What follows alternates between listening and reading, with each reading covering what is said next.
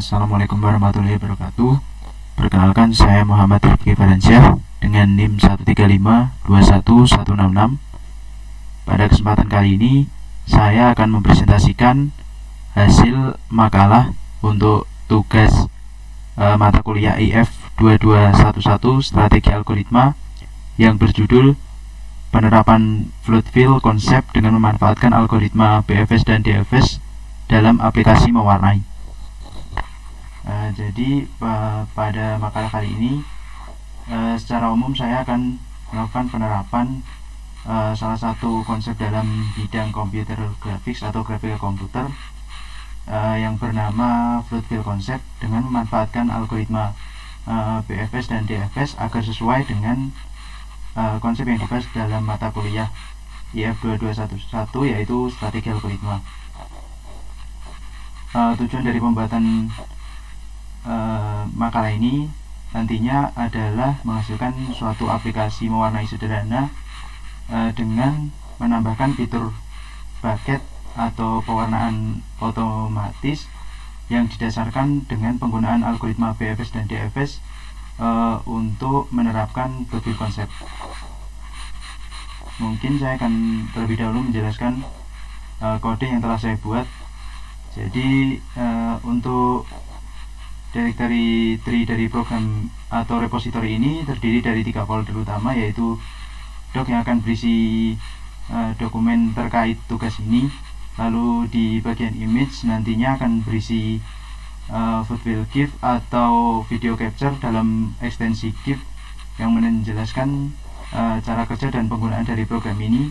Lalu ada beberapa gambar seperti icon yang akan digunakan sebagai favicon, dan ada beberapa screenshot program yang nantinya akan ditampilkan di readme. Selanjutnya untuk folder terakhir adalah folder RSC yang berisi main.py dan juga visualization.py.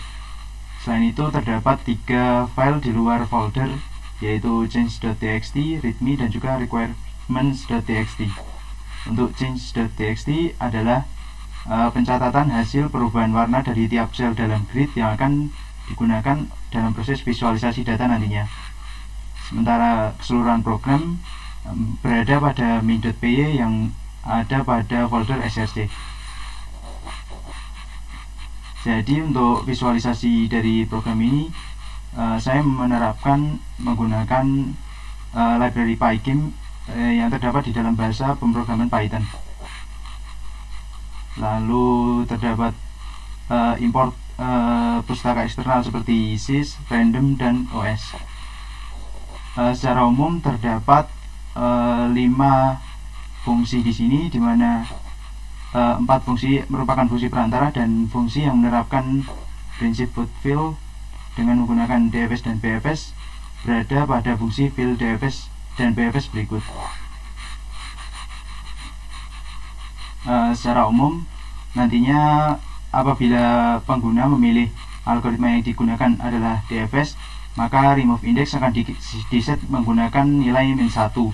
Apabila pengguna memilih algoritma lain, atau dalam hal ini adalah algoritma BFS, maka remove index akan diset 0.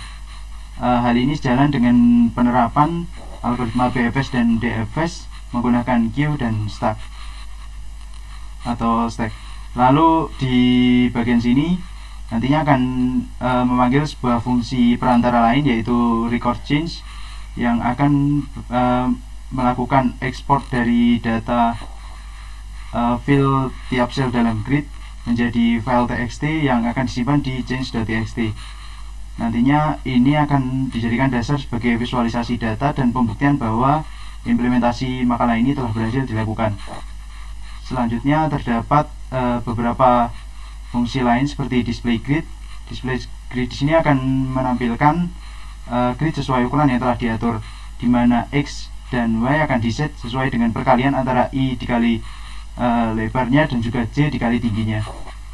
Nantinya Pygame akan membentuk screen dengan ukuran yang telah dihitung sesuai persamaan berikut.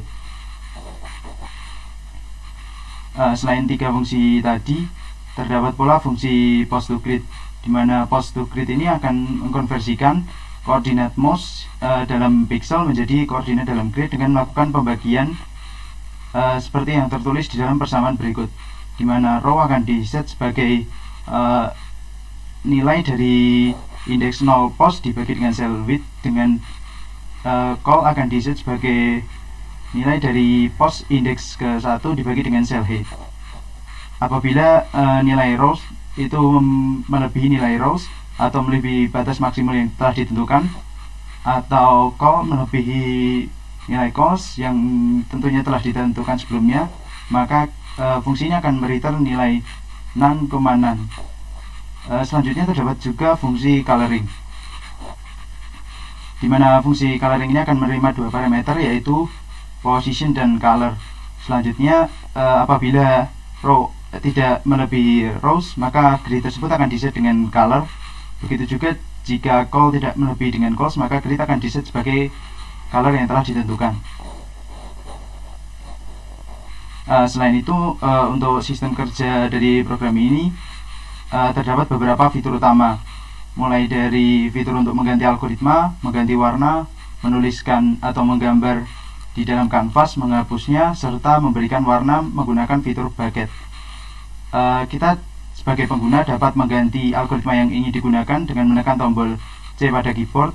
Lalu untuk menggambar pada kanvas, kita dapat menekan tombol kiri pada mouse, dan untuk menghapusnya menekan tombol kanan pada mouse.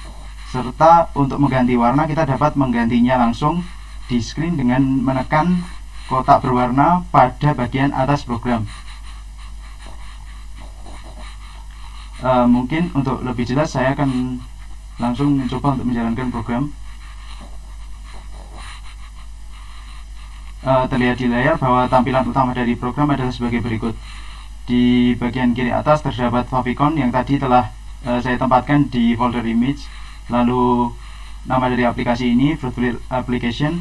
Lalu di bagian screen di pojok kiri atas terdapat algoritma yang akan digunakan. Kita bisa menggantinya dengan menekan tombol C pada keyboard. Algoritma yang dapat digunakan adalah DFS atau BFS. Selanjutnya ada kolom untuk memilih warna, di mana untuk mengganti warna kita tinggal menekan menggunakan tombol kiri pada mouse, dan warna akan berganti otomatis dengan mengenerate random nilai warna yang akan digunakan. Selanjutnya kita dapat menggambar pada kanvas dengan menekan tombol kiri pada mouse dan menggerakkan mouse ke arah yang ingin kita gambar, misalnya seperti ini. Selanjutnya, jika ingin melakukan proses pewarnaan dengan bucket, kita bisa memilih warnanya terlebih dahulu, lalu menekan tombol F pada keyboard untuk mewarnai daerah yang memiliki boundary tertentu. Apabila kita ingin mengganti algoritma, kita gunakan tombol C pada keyboard, kita ganti warna, lalu kita coba mewarnai lagi.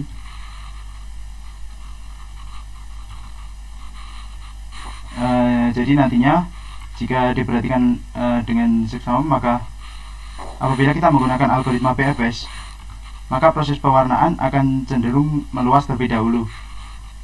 Sementara apabila kita memilih algoritma DFS, maka proses pewarnaan akan cenderung ke dalam terlebih dahulu.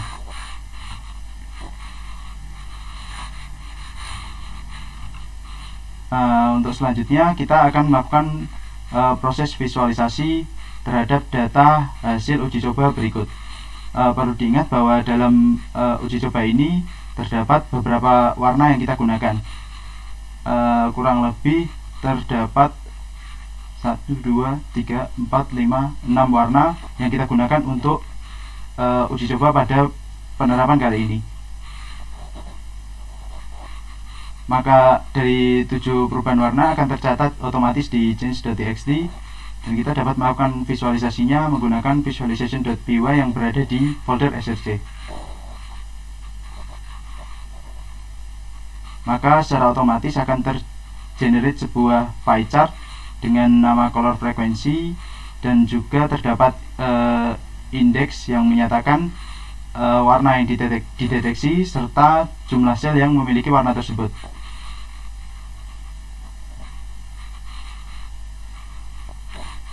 Selain itu, terdapat repositori di GitHub yang dapat diakses apabila kalian ingin mempelajari proyek ini lebih lanjut. kalian dapat membuka akun GitHub saya Rifki Valencia dan membuka salah satu repo berjudul Bootfeel Simple Paint. Di sana terdapat keseluruhan proyek ini, mulai dari cara setup, usage, lalu ada video capture dalam ekstensi GIF, beberapa screenshot program, serta file keseluruhan dari program ini. Mungkin itu yang dapat saya sampaikan. Apabila ada salah, saya mohon maaf. Sekian dari saya. Wassalamualaikum warahmatullahi wabarakatuh.